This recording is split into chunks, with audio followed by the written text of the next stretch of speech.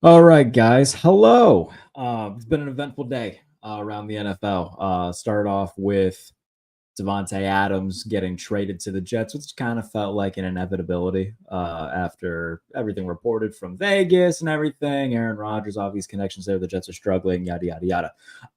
But shortly after, the Buffalo Bills make a move of their own and trade for Amari Cooper from the Cleveland Browns. Let me pull up the full trade compensation because I don't want to get it completely wrong. But the Bills are sending a third round pick in 2025 and a seventh round pick in 2026. And they are getting back Amari Cooper as well as a sixth round pick in 2025.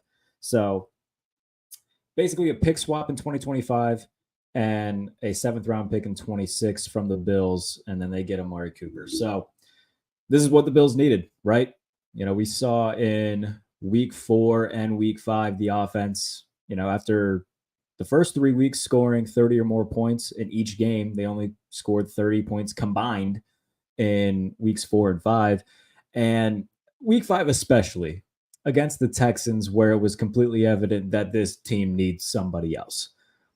That was the biggest worry about Buffalo coming into the year, is that, all right, who's going to be the de facto one in this offense? And it has been Khalil Shakir, and Khalil Shakir is good, but once he was out of lineup in week 5 and they tried running the offense through Mac Hollins, I think everybody was like, oh, okay, yeah, like this team cannot afford any sort of injury or they're absolutely screwed offensively. I think Brandon Beane realized that. I think Joe Brady and Sean McDermott each realized that. And seeing that Devontae Adams got traded, they probably felt a little bit of heat and realized, all right, we need to make a move and we got to do it now before more guys start flying off the board. And they did it and bring in Amari Cooper, who over the last 2 years has had 1,100 yards receiving in each season, at least 5 touchdowns. And this season, analytically speaking, I saw Ian Hart say, he's been, the worst receiver in football, analytically speaking. Well, look who his quarterback is, first of all. He's not exactly getting the ball. He has 24 catches so far through 6 games. And for Cleveland, obviously that is a dreadful situation. Going from the Browns to the Bills is like going from sitting in the electric chair to going to Beverly Hills. There is few greater upgrades in the NFL right now than going from Cleveland to Buffalo. And Amari Cooper spoke with Josina Anderson, saying, Andrew Berry called me, told me what was going on. I'm excited to play with Josh. I've been a fan of his game for a while. This is what the Bills needed, but it's also seemingly what Amari Cooper needed because of, the things that we just talked about. If you're getting out of Cleveland right now, you are the happiest human being on earth. And God help anybody who gets sent to Cleveland right now. So Amari Cooper, how does he fit into the offense? He's clearly going to be the number 1 receiver on this team. A guy who can stretch the field vertically, demands attention because of his ability to get open. And it also gives, a chance for the Bills to, add to their receiving room. But now they've got a big core of just role guys where Mac Hollins is essentially going to be Diet Gabe Davis. He's going to be a big run blocker who occasionally gets targets. He can be a power slot as well. Curtis Samuel is going to be basically, the rotational guy. Okay, they'll put him in the slot. He can play outside. They'll give him some stuff out of the backfield. Okay, he's kind of your utility guy. Keon Coleman, other outside guy, underneath stuff, kind of the grimy underneath yardage guy who can make contested catches, although he has struggled to do that on a few instances. He had a ball thrown to him last night that was downfield, down the left sideline. He dropped it. DJ Reed had good coverage, but it could have been caught by Keon Coleman. He had another one of those against Baltimore as well. But he has made contested catches this year, and he's made good plays underneath. On 4th down against Houston, he caught a pass that was, a 50-50 ball, and then he ran it 49 yards for a touchdown. He had one against Arizona in week 1. So that's kind of going to be his role. He's going to be the dirty jobs guy. who makes the tough catches, gets some yards after the catch. And, that's going to be the role of Keon Coleman. And then you still have Dalton Kincaid, who's going to be the over the middle tight end. Dawson Knox, who's going to be the blocking tight end, who can get be somewhat of a safety blanket, especially in the red zone. We saw that last night. So they have a bunch of just role receivers now that will fit that role well. And Khalil Shakir is going to be the slot guy who can be what we've known Khalil Shakir to be so far. He's been kind of what the offenses ran through, but now it doesn't have to solely rely on him in the pass game. And especially with Amari Cooper now being the deep threat that he is, defenses have to account for that. They can't just key in on Khalil Shakir. He is going to be a perfect wide receiver 2 in the offense. So in terms of the hierarchy for Buffalo now, it's going to go Amari Cooper, Khalil Shakir. I think Dalton Kincaid will be that third option. And then Mac Hollins, Curtis Samuel, and Keon Coleman will kind of rotate as that 3 or 4-ish for the time being. I would expect more looks for Keon Coleman rather than Mac Hollins and Curtis Samuel, just because that's what we've seen so far, although Mac Hollins has had a nice number of targets. But bringing in Cooper, I think that diminishes his role a little bit. But again, gives him a more defined role rather than just having to worry about, okay, well, I guess Mac Hollins is going to get, he's going to be what the offense runs through today. And we saw how that went against Houston. So good for them. I'm excited to see it with the Bills, being a guy that covers this team pretty closely and whatnot. I think it's going to be a massive upgrade, considering the fact that, what we just talked about the last 3 weeks, even, we saw it pick up a little bit last night. Josh went 19 of 25, had 3 total touchdowns. He played great. But if you take one guy out of that receiving core, especially if it's Khalil Shakir, I mean, everything falls apart. So getting a vertical stretch guy in Amari Cooper and allowing Khalil Shakir just to be a really, really good number 2 guy in the slot, having Keon Coleman be more of your long-term number 2 receiver on the boundary. And it gives Mac Hollins the opportunity to be, the big blocking guy who will get hopefully less targets now. No disrespect to Mac Hollins, but he's not the guy you want he's not your wide receiver 2. If he's your wide receiver 4, that's great. And I don't know what's going to happen with MVS. I just think that he's just kind of going to be there. They might just cut him altogether, honestly. Because, bringing in a guy, they got to let go of a guy. I don't know if it's going to be a receiver, but what has MVS done this year? Does MVS have a catch this year?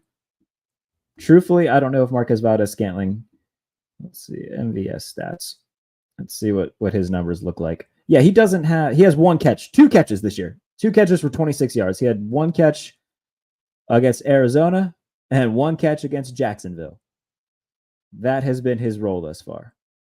So, no reason to keep MVS around, especially if Keon Coleman and Amari Cooper are there to be the deep ball guys. You don't need MVS on this roster. So if I had to guess, that's going to be the corresponding move that the Bills make to stay with 53 guys. I think they're just going to let MVS go. And if he clears waiver, then you put him on the practice squad. That's fine. But no reason to keep MVS around when he's got 2 catches in 6 games. So I think that the receiving core going forward in terms of just receivers will be Cooper, Shakir, Coleman, Hollins, Samuel. And then you still got Dalton Kincaid. Still got Dawson Knox at tight end. I think that will be kind of the de facto role, or the room for the Bills. And again, it's a great move. They saw the Jets get better.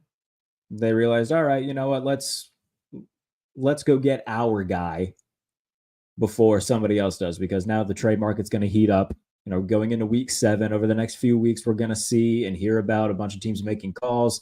The Jaguars traded away Roy Robertson Harris to the Seattle Seahawks, so they're already becoming sellers ahead of the deadline. We're seeing the Browns start to become sellers ahead of the deadline.